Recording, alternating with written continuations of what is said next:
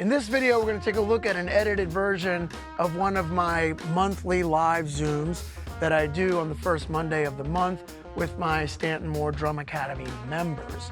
So as a member, you get to participate in this Zoom and ask me questions and interact, and sometimes I'm demonstrating on the drums. Sometimes we're talking about more career stuff or some of the practical issues that we encounter as drummers. So as a member of the Drum Academy, you get access to all of my educational materials, all the courses, the ebook, and all of the different PDFs that I write, but you also get access to me through the forum and also in these monthly Zooms that we do. If you want to join Stanton Drum Academy, I'm offering a special rate, and you can take advantage of that by just clicking the link in the description. So I hope you enjoy taking a look at this, and I hope that you come away with some useful information. Please don't forget to subscribe to the YouTube channel and hit that like button and drop a comment or a question, because I'm always looking at those. So thank you very much, and I hope you enjoy.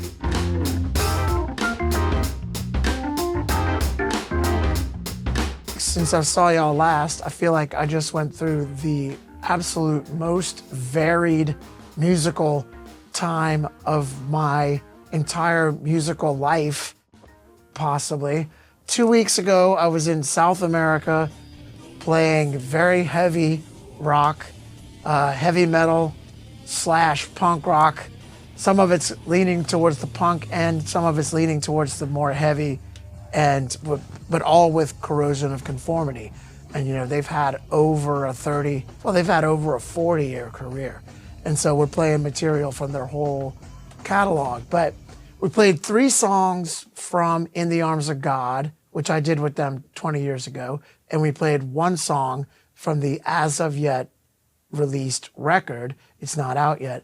So point being, I was the original drummer on 4 of the songs, and we were playing about 16 songs. And what was incredible about it was that, you know, we were in Mexico and then South America, and you've got the crowd in between songs singing some of the soccer chants. So they're singing, you know, together, away, away, away, away. So they're used to like singing at the top of their lungs together, especially outdoors. But these venues were inside. So point being, we're playing the songs and they're singing the lyrics of the songs along with us, and often louder than us. To be playing songs that I was the original drummer on and have them singing that back to us was just incredible. So that kind of exceeded my expectations, just in how powerful that was. And everything else was pretty much exactly what I knew it would be and prepared for. I mean, I was hitting harder than I normally do.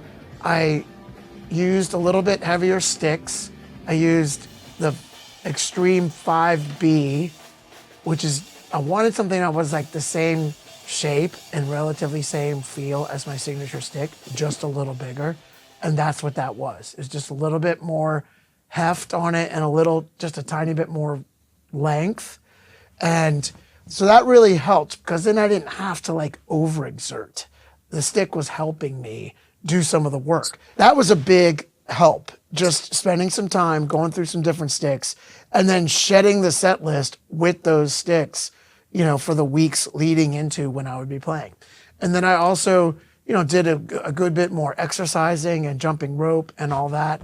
And I'm glad that I did, because 3 of the venues did not have AC.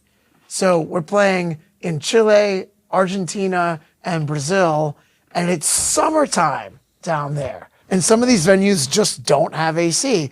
And most of the venues were about the size of Tipitina's. Tips holds 800. The last show was in Sao Paulo, and it had been sold out for over a month. And it was the smallest venue. It was 250. You know, the other venues were much bigger, but this one was oversold. There were 400 people in there. There was 1 door in and out. There was no back door. There was no ventilation, and there was no AC. So I prepared, and I had a big fan, and I had a bucket of ice right next to my floor toms, and I had a towel in there, and I was dipping that into the bucket of ice, wringing it out and putting that around my neck in between every song. And if after the third song, I was thinking to myself, I was saying to myself, I was like, I don't know if I'm going to make it. But then I had to shift my perspective, and I was like, wait a minute. I was like, you're not going to make it if you're thinking like that. I was like, this is what you prepared for. This is what you've been, working hard for. You just got to power through it. So I did.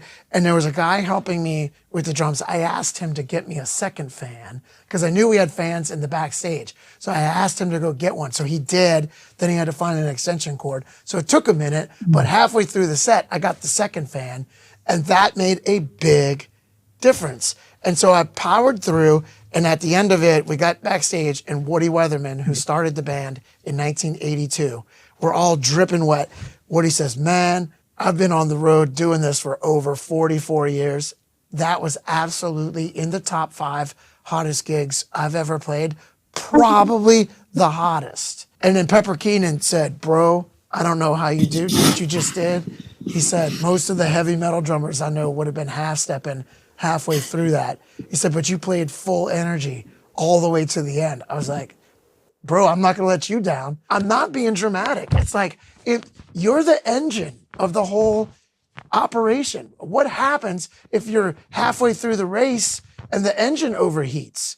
You're out of the race. So you've got to treat yourself that way. So I just say all that to say, don't be afraid to stand up for yourself. Don't be afraid to be real about what you're walking into and prepare. But on top of it, the hi-hat stand, the snare stand, and the throne, all of those were stripped. I had to I had to borrow one thing from the opening band. I had to ask them politely to go get another hi-hat stand. You deal with these challenges, but the point is try to be as prepared as you can. And if you expect those challenges, then you don't get upset or overreact. And that's what you have to do, is you don't want to overreact and then be perceived as being difficult. Thanks for tuning into this discussion. Hopefully you got some useful information out of it.